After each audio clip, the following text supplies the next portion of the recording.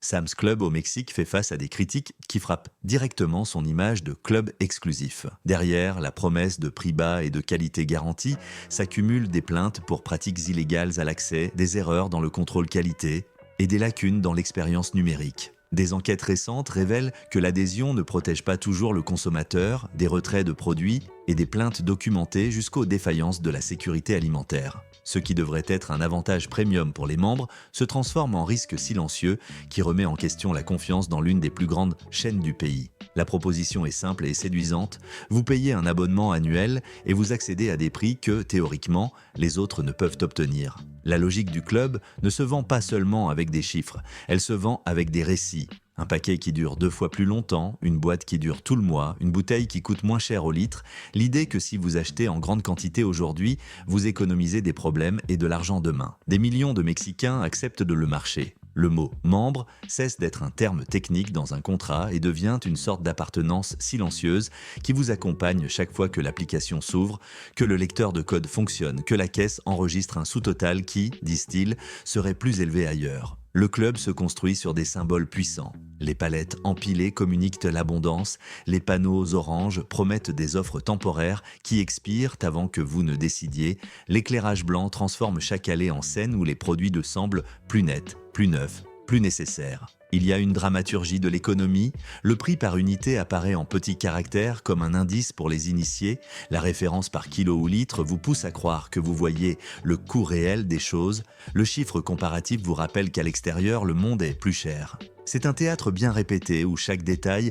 du plus grand chariot à la dégustation au fond de l'allée, vous pousse à penser volume, pas besoin. En surface, tout s'accorde, l'adhésion et le filtre. Si vous êtes membre, vous méritez de meilleurs prix. L'accès à des marchandises importées, des lancements saisonniers, des promotions qui semblent se murmurer uniquement entre membres. L'expérience est conçue pour se sentir différencié. La boulangerie avec des vitrines brillantes, la bijouterie avec la lumière dirigée sur les pierres, l'électronique avec des écrans allumés montrant des mondes parfaits. La narration officielle répète une équation qui semble incontestable.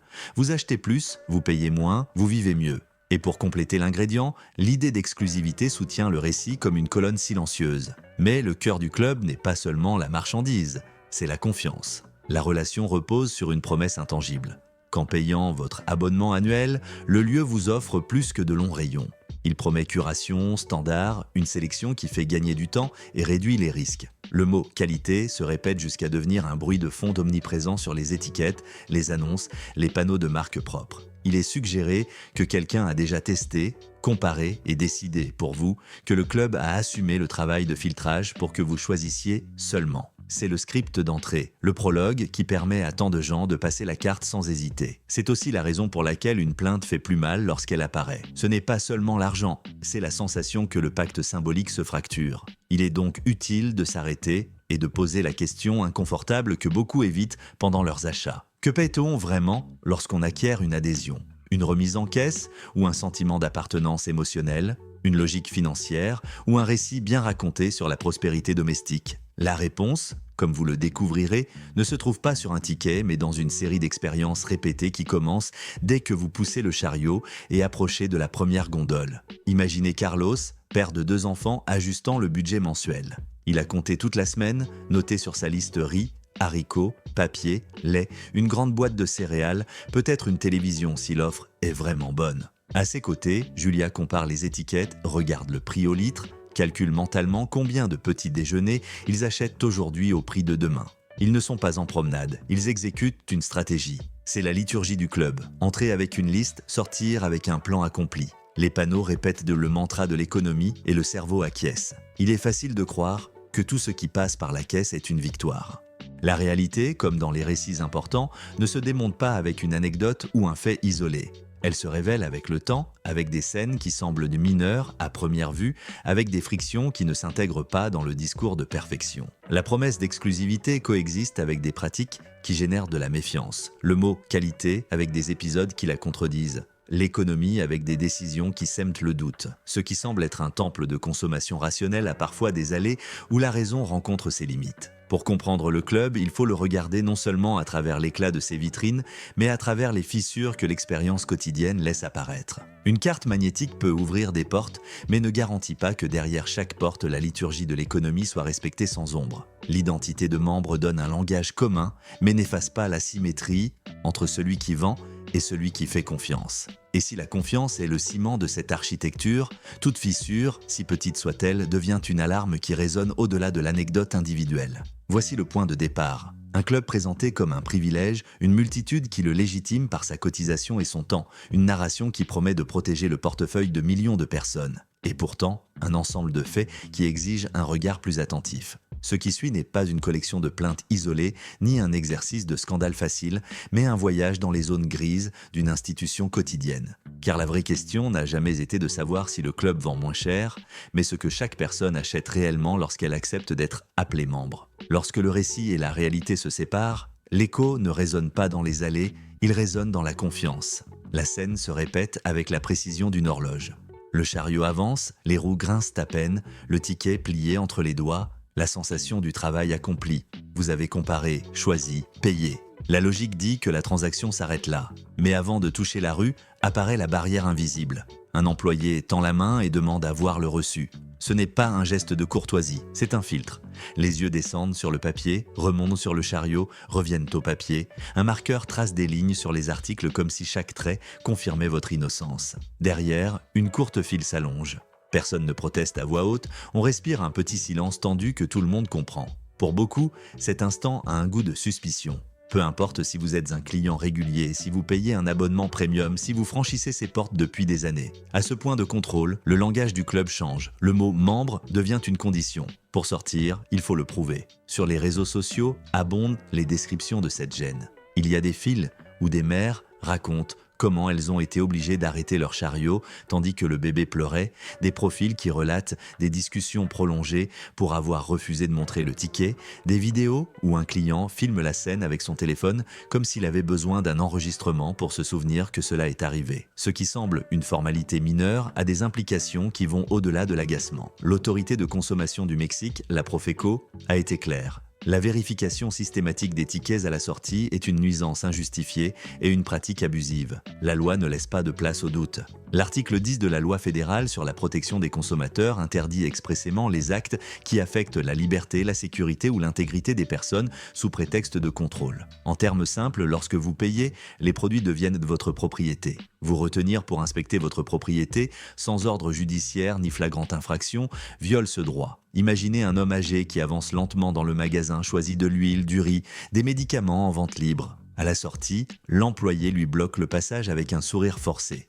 Ce n'est qu'un moment, dit-il. Mais ce moment, répété des milliers de fois, accumule une perception. Ce n'est pas de la sécurité, c'est une suspicion routinière. Ce n'est pas de la prévention, c'est un renversement de la charge de la preuve. Dans un club qui se vend comme exclusif, le membre est traité comme un potentiel contrevenant dans le dernier mètre de l'expérience d'achat. Le choc entre promesses et pratiques a atteint le sommet judiciaire. En 2024, un cas survenu à Nezahualcóyotl, dans l'État de Mexico, a atteint la deuxième chambre de la Cour suprême de justice de la nation. La décision fut catégorique. Une amende de 200 000 pesos et la fermeture temporaire d'un magasin pour avoir retenu un client afin de vérifier son ticket ont été confirmés. Ce n'était pas un simple rappel administratif, c'était un message juridique avec la plus haute autorité. La Cour n'a laissé aucune zone grise.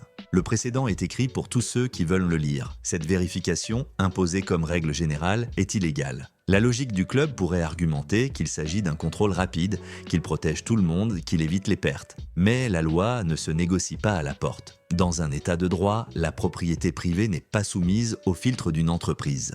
Aucune littérature juridique n'est nécessaire pour le comprendre. L'acte de paiement boucle le cercle, le client ne demande pas un service, il exerce son droit de sortir avec ce qu'il a acheté. Le filtre à la sortie inverse la présomption de bonne foi et la remplace par un rituel de méfiance qui érode la relation la plus importante de toute marque.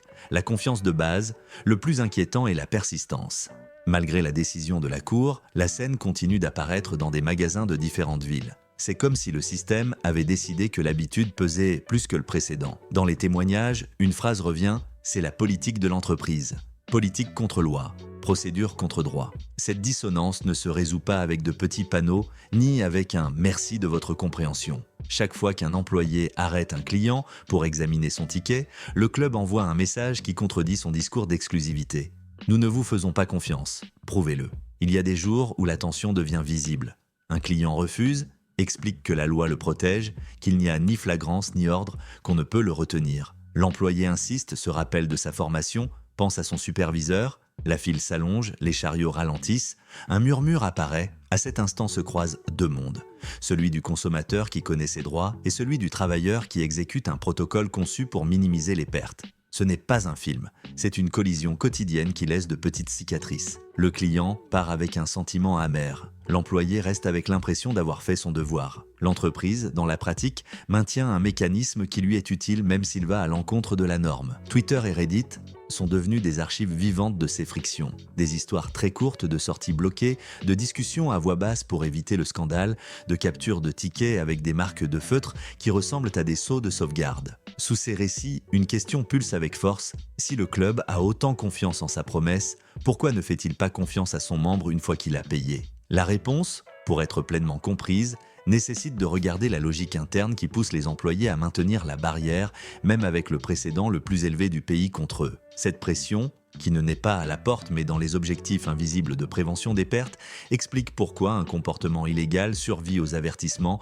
aux amendes et à la honte publique. Mais c'est un autre couloir dont nous parlerons ensuite. Pour l'instant, il suffit de nommer le cœur du problème, la sortie, qui devrait être la fin tranquille d'une transaction, devient une frontière où le membre cesse de l'être et le club oublie sa propre promesse. Le témoignage est apparu sur un forum et s'est répandu comme le font les histoires qui touchent un nerf. Bref, sans fioriture, avec la rudesse de celui qui parle de l'intérieur. Un supposé ancien employé de Sam's Club décrivait une règle non écrite qui traversait tout. Si le magasin perd et que personne ne détecte où, quelqu'un de l'équipe paie la note. Ce n'est pas une phrase littérale, c'est une atmosphère. On appelle ça la shrink, et elle plane sur chaque shift comme un nuage qui menace de se décharger. Sur le tableau de la salle de réunion, à côté de la carte du magasin, les chiffres sont mis à jour au marqueur. Objectif, écart, alerte. Le mot « shrink » apparaît en majuscule. Et en dessous, une ligne sépare le monde acceptable du terrain des conséquences. Imaginez un lundi à 7 h du matin. Le responsable de la prévention des pertes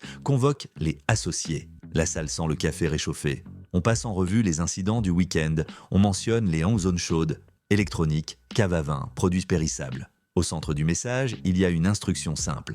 La porte n'est pas une courtoisie, c'est un filtre. Celui qui est à la porte vérifie. Celui qui ne vérifie pas explique. La vérification des tickets cesse d'être un geste flou et devient un indicateur. Il n'apparaît pas dans la publicité, il apparaît sur le tableau de contrôle. Pourcentage de chariots vérifiés, écart détecté, temps de sortie, les chiffres bougent comme s'ils étaient la santé d'un patient.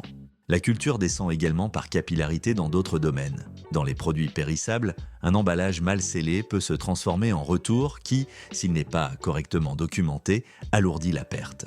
Aux caisses, une erreur de frappe non corrigée à temps se transforme en écart d'inventaire. Dans l'entrepôt, une palette mal comptée devient un fantôme qui parcourt les rapports jusqu'à ce que quelqu'un en fasse un incident. Et à la porte, le dernier maillon, l'anxiété que le fantôme s'échappe par l'interstice. C'est pourquoi le marqueur noir sur le ticket n'est pas un gribouillage innocent, c'est un sort contre la responsabilité diffuse. Le supposé ancien employé, qui a parlé sur Internet, n'a pas fourni de contrat ni de graphique, il a fourni quelque chose de plus précieux. La structure invisible de l'incitation. Si la perte n'a pas de visage, on lui en attribue un. Si la perte n'a pas d'auteur, la culture en cherche un dans le maillon le plus faible. À distance, on comprend pourquoi une entreprise capable de lire avec précision le coût au litre peut aussi ignorer un précédent légal. Il ne s'agit pas d'ignorance, mais de priorité. Le système protège ce qu'il mesure. Sur le plancher de vente, les conséquences se ressentent comme de la fatigue. L'insistance à la porte érode la relation avec le client. Les frictions s'accumulent dans des récits qui circulent ensuite sur les réseaux. Le magasin apprend à vivre avec une contradiction. Vendre l'exclusivité de la main droite et demander une vérification de la main gauche. Pendant ce temps, les employés marchent sur la corde raide entre service et sécurité, deux mots qui, sur les panneaux, pendent à la même hauteur, mais qui, dans les rapports, pèsent différemment. À la fin de la journée, Louis range son marqueur dans la poche de son tablier et pense à son numéro de poste. Martha envoie le rapport et respire lorsqu'elle voit le graphique dans la plage autorisée. Le client part avec un léger mécontentement qui ne se transforme pas en plainte, mais en conversation. L'entreprise compte la journée comme un jour de plus de contrôle. Et l'histoire avance, silencieuse, vers le prochain point de friction, lorsque la promesse digitale d'offres uniques se heurte à des annulations, des refus de livraison et des captures d'écran qui deviennent des preuves. Là, loin de la porte, la confiance se teste sur un autre terrain. Et le coût ne se mesure plus au marqueur. Il se mesure en réputation. L'écran brille à minuit. Le briefing commence et l'horloge du site tourne comme si chaque seconde emportait une opportunité. Anna a fait sa liste avec discipline. Une télévision pour la chambre des enfants, un aspirateur capable enfin de nettoyer toute la maison, une mémoire externe pour sauvegarder les photos. La bannière promet une réduction qui ne se répétera pas. Elle ajoute au panier, vérifie le prix à l'unité, applique un coupon apparu dans l'application et, lorsque le cœur s'emballe, clique sur « Acheter ». Le numéro de commande arrive par email avec un objet rassurant. Confirmé. Elle dort avec la sensation d'avoir battu le système pour un jour. 3 jours plus tard, la même boîte reçoit un message plus court, plus froid, plus définitif. Votre commande a été annulée. La raison n'est pas expliquée. Parfois, on suggère un manque de stock. Parfois, apparaît une ligne ambiguë sur la validation du paiement. Ce qui n'apparaît pas, c'est la télévision. Anna entre sur le site et découvre que le même modèle est à nouveau disponible mais à un prix plus élevé. Elle prend des captures d'écran, enregistre l'URL, rassemble les indices comme si elle constituait un dossier. La petite victoire de l'économie se dissout dans un simple soupçon. L'offre a existé jusqu'à ce qu'elle l'atteigne. Ce n'est pas un cas isolé. Lors des périodes de forte demande, les récits se multiplient comme si tout le monde voyait le même film avec différents protagonistes. Le film irrésistible, la version du groupe Walmart pour cette saison, accumule des plaintes qui se ressemblent même si le produit change. Annulation unilatérale de commandes, non-respect des prix annoncés, refus de livrer des articles déjà payés. La ligne de livraison à domicile devient un limbe. Le suivi du guide n'avance pas. Le chat automatique répète des phrases polies qui ne résolvent rien. Au téléphone, la musique d'attente devient un paysage. Lui, c'est à la porte depuis 2 semaines. Avant, il était à l'entrepôt, avant à la boulangerie, avant au rangement des gondoles. Il a été formé avec un dossier bref et un superviseur qui parlait vite. Regarde le ticket, compte les pièces clés, marque au feutre, sourit, dis au revoir. Ce qui n'est pas dans le dossier, il l'entend après, hors horaire. Si de la marchandise nous échappe et qu'il n'y a pas d'enregistrement, le service perd sa prime, nous perdons tous. La phrase pèse. Ce n'est pas une menace formelle, c'est une équation émotionnelle. Lui s'observe le flux des chariots et ajuste le rythme. En cas de doute, il s'arrête. Si le client se fâche, il baisse la voix. Si la file s'allonge, il appelle du renfort. Entre la logique de l'indicateur et l'inconfort du client, il choisit l'indicateur. Ce n'est pas de la cruauté, c'est de la survie. La culture de prévention construit son propre lexique. Les exceptions sont des tickets avec des montants élevés ou des produits sans sac. Les drapeaux sont des boîtes ouvertes, des paquets volumineux, des électroniques sans seau. Le scanner à main vibre lorsqu'il détecte une vente avec override et quelqu'un demande à la radio s'ils l'ont vu sortir. On parle d'audit surprise et de shopper incognito, non pas comme mythe, mais comme possibilité qui légitime la rigueur. La porte qui pour le client est la fin, pour le système est un point de contrôle supplémentaire. Et quand l'organisation regarde le monde à travers les indicateurs, l'empathie devient une variable élastique. Martha est superviseuse et porte le maillot depuis des années. Elle sait que le magasin ne peut pas supporter un trimestre avec un shrink au-dessus du seuil. Elle sait que le corporate demande les courbes de perte avec la froideur d'un rapport. Elle sait que sa prime dépend d'un petit nombre de métriques qui n'apparaissent dans aucune publicité. Quand un client refuse de montrer son ticket, quand il cite la loi, elle se souvient du protocole. Elle demande du renfort, essaie de résoudre sans scandale, mais à l'intérieur, elle ressent l'attraction des statistiques. Un incident qui sort de contrôle, c'est un mail en fin de journée, un appel froid. Le lendemain matin, la pression ne se crie pas, elle se mesure. Dans cette tension, de petites scènes se répètent. Un associé qui, par peur d'un avertissement, insiste plus que nécessaire. Un superviseur qui, pour protéger son ratio d'écart, prolonge une vérification qui aurait dû se terminer par un « bonjour ». Une équipe qui, pour clôturer le mois dans les objectifs, accepte comme coutume de la maison ce que la loi définit comme nuisance injustifiée. Ce n'est pas de la méchanceté, c'est de l'inertie. La somme des incitations, mesurée avec précision, produit des comportements que le discours officiel ne raconterait jamais. Javier a économisé pendant des mois pour une console que son fils rêvait d'avoir. Il a capturé l'offre, choisi le retrait en magasin pour éviter le fantôme de la livraison, est arrivé avec la commande imprimée et l'illusion accrochée à l'épaule. Le module de livraison lui répond avec 2 mots qui semblent innocents mais font mal comme un coup mou. Il n'y en a pas. Pas dans le système, pas sur le plancher, pas dans l'entrepôt. Derrière le comptoir, un employé tente d'aider, vérifie les codes, appelle un autre département, promet une mise à jour. La journée se termine par un email confirmant l'annulation. L'enfant demande si la console arrivera la semaine prochaine. Javier change de sujet et ressent comment une marque invisible s'installe dans sa relation avec le club. Les statistiques, froides, dessinent un schéma. Lors du Hot Sale 2020, des dizaines de plaintes ont été enregistrées pour délais non respectés, annulation et refus de retour, et seule la moitié a été résolue en faveur du consommateur. L'année suivante, cela s'est amélioré, comme si le système avait compris le coût réputationnel, mais en 2022 et 2023, les chiffres se sont de nouveau installés dans une zone intermédiaire confirmant l'essentiel. Le problème n'est pas un accident, c'est une récurrence. Quand l'exception se répète, elle cesse d'être une exception. La dimension collective s'est affirmée lorsque l'autorité de consommation a convoqué à regrouper les cas. Une action conjointe n'est pas un hashtag allumé, c'est un outil légal qui change l'équilibre. Une plainte isolée peut être ignorée, des centaines avec preuves alignées sont une autre affaire. Le mot compensation entre en scène et prend un sens concret. Il ne s'agit pas de courtoisie, il s'agit de droit. La loi offre 3 voies claires lorsqu'une offre n'est pas respectée. Exiger que la vente se fasse selon les termes annoncés, accepter un équivalent qui compense réellement ou résilier l'opération. Dans chacun de ces cas, il existe la possibilité de récupérer la différence entre le prix promotionnel promis et le prix normal. Le message est simple et clair. La publicité n'est pas de la poésie, c'est un engagement. Myriam a appris cette leçon sur le terrain. Elle cherchait un ordinateur portable pour travailler à domicile. Elle a trouvé un modèle avec une réduction importante pour une durée limitée. Elle a conservé chaque preuve comme on conserve des documents de voyage.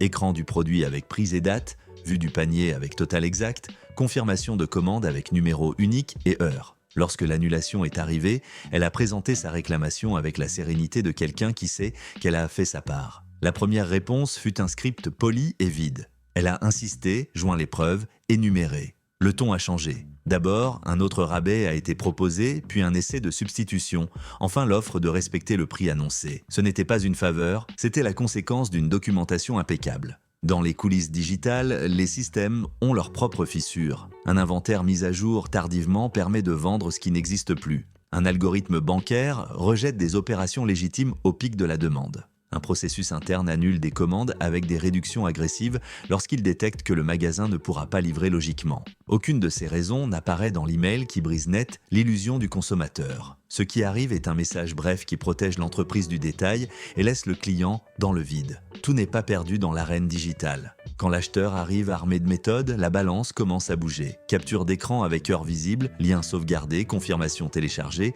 conversation avec le support enregistré. Un langage sobre qui demande quelque chose de très précis. Respect de la commande, équivalence réelle, résiliation avec compensation. Il ne s'agit pas de courtoisie, il s'agit d'un droit. Et dans cette démonstration, le récit penche à nouveau. Le magasin qui se présente comme un lieu d'économie extraordinaire comprend que le coût de l'inexécution face à un consommateur organisé est plus grand que l'économie réalisée en annulant en masse. La réputation digitale est une place où la mémoire ne s'efface pas. Un fil avec preuve bien ordonné peut voyager plus loin que n'importe quelle publicité. Une série de témoignages avec capture d'écran peut devenir une boussole pour des milliers de personnes sur le point d'acheter.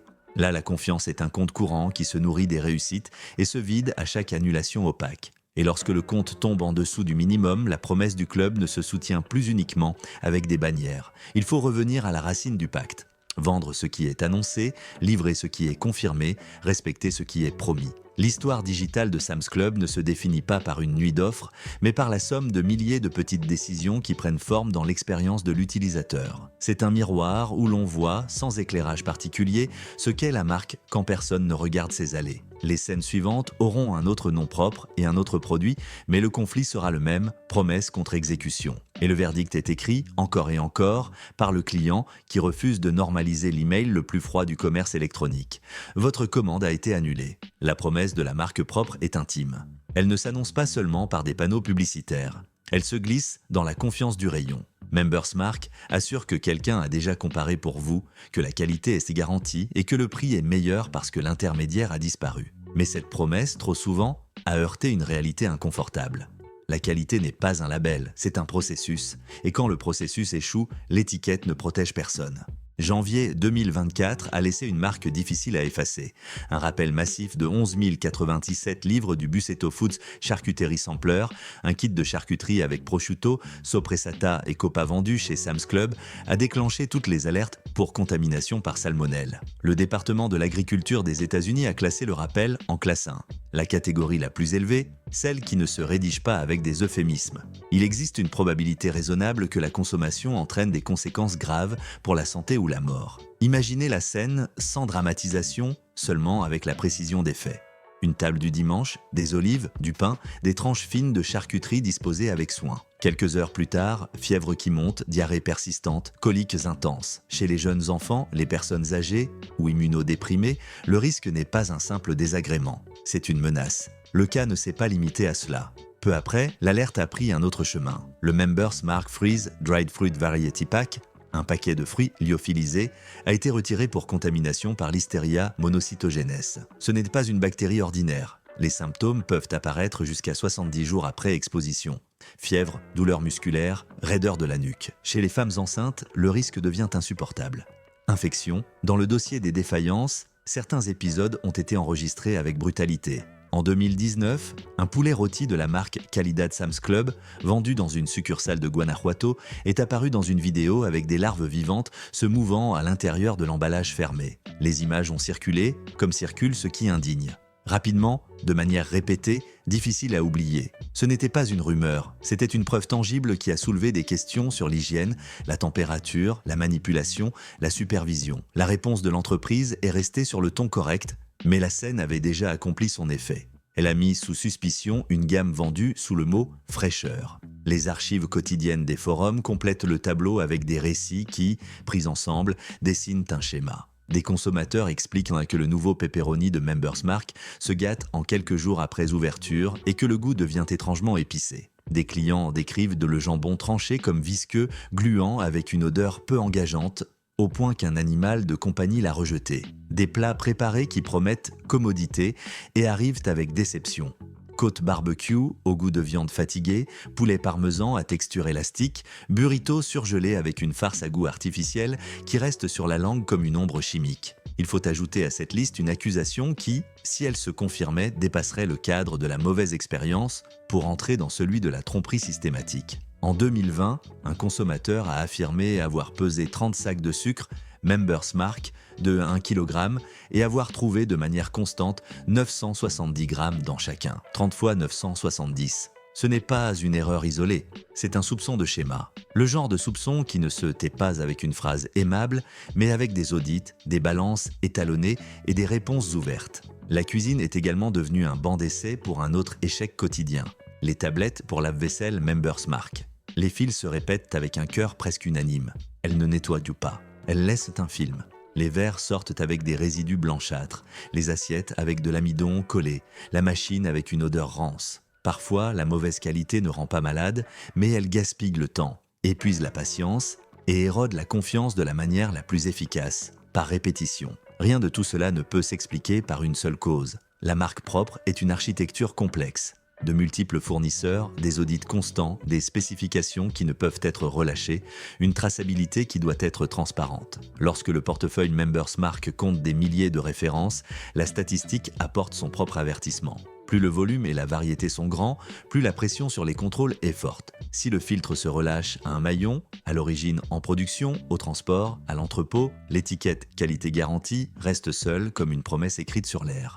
Le cas des fruits lyophilisés suggère également une faille au cœur du système, la vérification des fournisseurs. La bactérie a été détectée lors de tests internes du fournisseur lui-même. Doyler Dry Ingredient Solutions LLC. Si l'alerte naît à l'intérieur, ou le circuit chargé d'empêcher que le produit atteigne les rayons et les chariots a-t-il échoué? La réponse n'est pas un communiqué, c'est une carte. Exigence de sécurité alimentaire, audit tiers, suivi par l'eau, retrait rapide et communication directe au consommateur. C'est là que se mesure le sérieux d'une marque propre, non dans le design de l'étiquette, mais dans la rapidité et la transparence du contrôle lorsque quelque chose échoue. La défense habituelle de toute entreprise est connue. Ce sont des incidents isolés. La majorité des produits fonctionnent bien. Les retraits montrent que le système de surveillance fonctionne. Tout cela peut être vrai, mais ce qui importe pour le consommateur n'est pas la moyenne, mais la probabilité de risque par unité de décision. Si ton dîner peut se transformer en une nuit de fièvre à cause d'un lot contaminé, si ton achat peut devenir une déception répétée,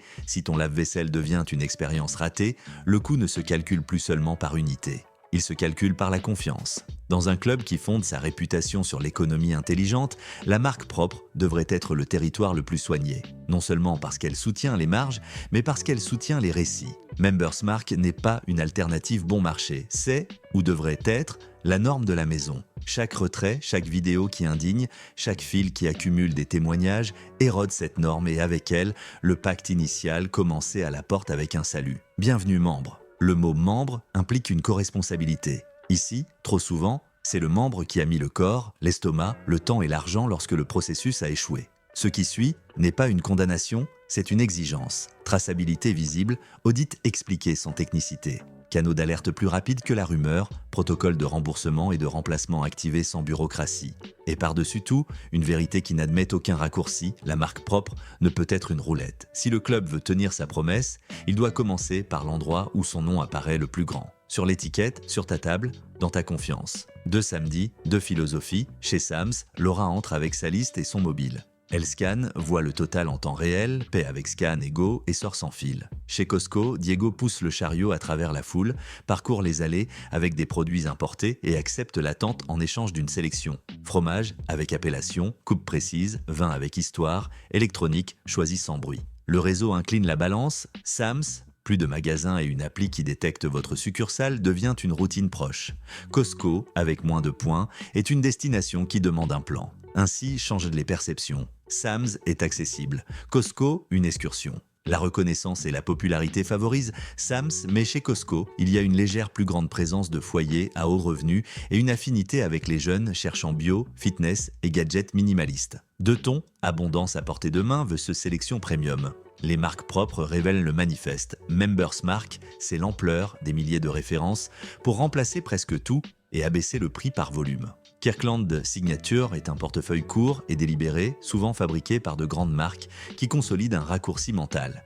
Si c'est Kirkland, ça fonctionne. L'expérience le renforce. Sams offre efficacité et magasins moins encombrés. Costco favorise la découverte avec dégustation et allées incitant à l'achat non planifié. Prix, dans des paniers comparables, Sams gagne souvent de quelques centimes qui, multipliés par le volume, pèsent à la fin du mois. Costco se distingue dans des niches par la valeur perçue et la spécification. Service après-vente, Sams brille avec sa garantie renforcée sur les périssables, Costco fidélise avec des retours rapides et un traitement sans friction. Conclusion opérationnelle, il n'y a pas de gagnant absolu, il y a des profils. Si tu privilégies le temps, la proximité et le volume, papier, nettoyage, produits de base, boissons, Sams optimise la semaine. Si tu recherches des découvertes, des importations et des standards très cohérents de marque propre, Costco offre de la différenciation. Corollaire, la promesse d'exclusivité exige cohérence à chaque contact. Les avantages logistiques ou technologiques ne doivent pas masquer les pratiques ni les défaillances de qualité. Dans un club, la confiance n'est pas un extra, c'est le produit.